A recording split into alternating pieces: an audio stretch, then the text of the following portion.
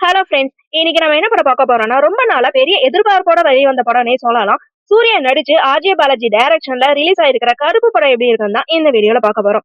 படத்தை ஒன்லைன்ல சொல்லணும் அப்படின்னா ஒரு சாமானிய மனுஷனுக்கு ஏற்படுத்துற அந்த நீதி மறுப்பு எப்படி ஒரு தெய்வீக சக்தி, அதாவது ஒரு கருப்பு சாமி எப்படி வந்து நியாயம் வழங்குது அப்படிங்கறதான் படத்தோட கதையே. படத்தோட டைட்டில கருப்புன்னு வச்சதுக்கும் படத்தோட கதை கருவுக்கும் ரொம்ப ஆழமான தொடர்பு இருக்கு. படத்தோட கதை கேரளால ஆரம்பிக்குது. நடிகர் இந்திரஜன் கேரளால இருந்து தன்னோட மகளோட ஆபரேஷனுக்காக தமிழ்நாடு வராங்க. ரொம்பவே யதார்த்தமான ஒரு கதாபாத்திரம் அவருக்கு கொடுக்கப்பட்டிருக்கு. ஆனா வந்த இடத்துல அவருக்கு ஒரு பெரிய அதிர்ச்சி காத்துட்டு இருக்கு. அவரோட 60 பவுன் தங்க நகை திருடு போகுது. போலீஸ்க்கு கம்ப்ளைண்டும் பண்றாரு. போலீஸ் நகையை கண்டுபிடிச்சும் தராங்க. ஆனா அங்கதான் ஒரு ட்விஸ்ட் வருது. 60 பவுன் போன இடத்துல வெறும் 45 பவுன் மட்டும் தான் அவருக்கு திரும்ப கிடைக்குது. மீதி 15 பவுன் என்ன ஆச்சு அப்படின்னு கேட்டா அங்க இருக்கிற கான்ஸ்டபிள், இப்போதைக்கு இதை தர முடியாது, நீங்க கோர்ட் மூலமா தான் வாங்கிக்க முடியும் அப்படின்னு ரொம்ப அசால்ட்டா பதில் சொல்றாரு. ஒரு சாமானிய மனுஷன் சட்டத்துக்கிட்ட மாட்டிட்டா எந்த அளவுக்கு கஷ்டப்படுவான் அப்படிங்கறத இந்த பகுதி ரொம்ப ஆழமாவே காட்டியிருக்காங்க.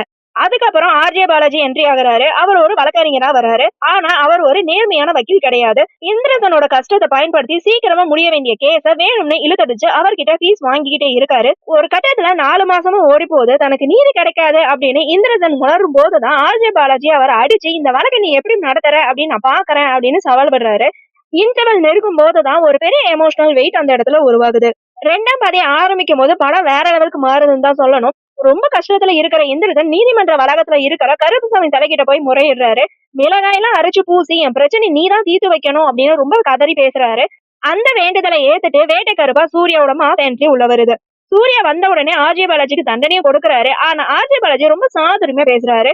என்ன கொல்றது எப்படி சரியாகும், உங்களுக்கு தைரியம் இருந்தா எங்களோட நீதிமன்றத்துல அமைப்பையே ஏன் சிஸ்டத்தையே மாத்தி காட்டுங்க அப்படின்னு சவால் விடுறாரு.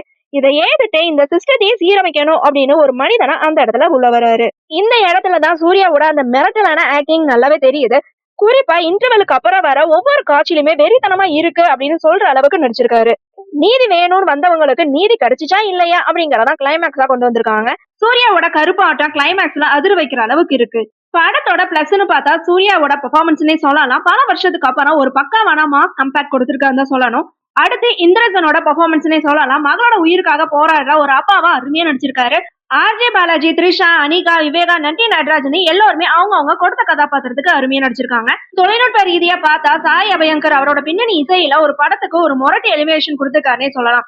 ஜி.கே. விஷ்ணுவோட ஒளிப்பதிவு படத்துக்கு ஒரு பெரிய பிளஸ்னே சொல்லலாம். குறிப்பா அந்த கருப்பு வர காட்சி எல்லாமே விஷுவலா மிரட்டலாவே கொடுத்திருக்காரு.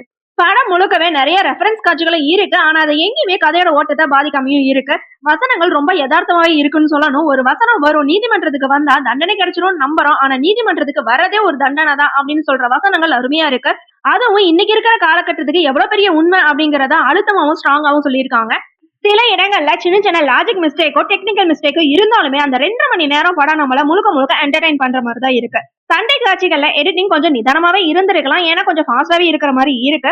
ஆக மொத்தத்துல கருப்பு படம் எப்படி இருக்குன்னு கேட்டீங்கன்னா சூர்யா ரசிகர்களுக்கு மட்டுமே இல்லாம ஒரு நடுத்தர சினிமா ரசிகர்களுக்கும் ஒரு என்டர்டைன் மூவினே சொல்லலாம். ஓகே ஃப்ரெண்ட்ஸ், நெக்ஸ்ட் வீடியோல பார்க்கலாம். இந்த வீடியோ உங்களுக்கு பிடிச்சிருந்தா லைக், ஷேர், சப்ஸ்கிரைப் பண்ணுங்க. தேங்க்யூ.